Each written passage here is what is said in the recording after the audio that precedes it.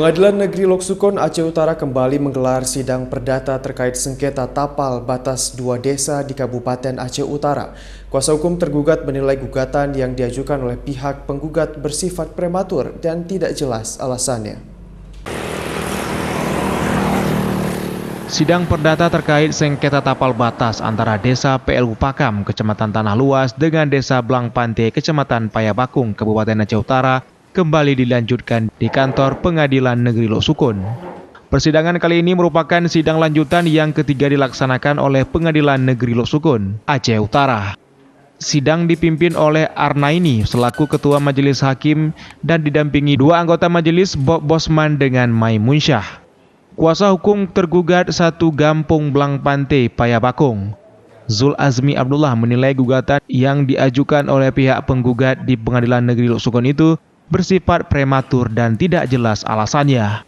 Menurut Zul Azmi, gugatan yang mereka lakukan masih banyak sekali kelemahan-kelemahan. Secara formil, yang diajukan tidak ada kejelasan yang pasti atau legal standing. Gugatan mereka itu banyak sekali kelemahan-kelemahannya secara formil. Dan menurut saya itu beralasan hukum bagi majelis hakim tidak dapat diterima. Kelemahan-kelemahannya itu misalnya yang pertama, gugatannya masih bersifat prematur.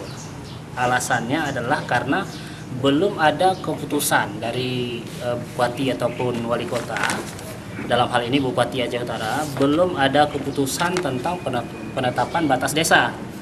Hal ini sebagaimana yang diatur dalam pasal 9, pasal 9, pasal 18 dan pasal 19 Permendagri 45 tahun 2016. Nah, jadi aturan Permendagri ini mengatur ada keputusan ada keputusan penetapan, penegasan dan pengesahan batas.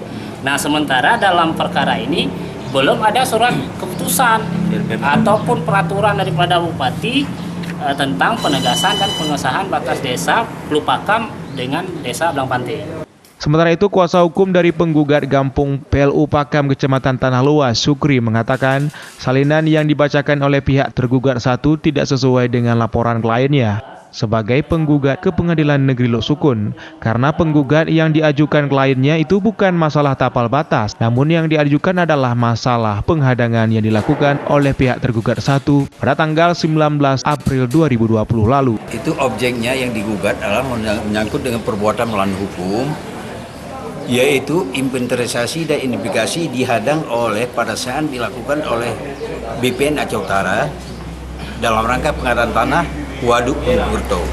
Dilakukan penghadangan. Jadi di sini bukan menyangkut dengan tapal batas yang digugat. Sebagaimana diuraikan dalam jawaban oleh tergugat satu, itu yang menyangkut dengan keputusan dari Tata Usaha Negara. Ini belum ada dikeluarkan suatu putusan dari pejabat. Ini adalah suatu perbuatan yang dilakukan pada saat dilakukan identifikasi dan inventarisasi oleh BPN Aceh Utara selaku Ketua Panitia Pengadaan Tanah. Jadi yang dijawab kalau ini dalam gugatan antara gugatan penggugat dengan jawaban ini nggak nyambung. Artinya yang digugat oleh pihak penggugat adalah menyangkut dengan perbuatan melawan hukum, bukan menyangkut dengan tapal batas. Agenda persidangan sengketa tapal batas kedua desa tersebut sudah memasuki dalam tahap menerima jawaban lisan tertulis yang dibaca langsung oleh pihak kuasa hukum tergugat satu di hadapan majelis hakim. Sidang kemudian ditunda dan akan dilanjutkan pada Rabu mendatang dengan agenda pembacaan keputusan. Dari Kabupaten Aceh Utara, Armia Jamil iNews melaporkan.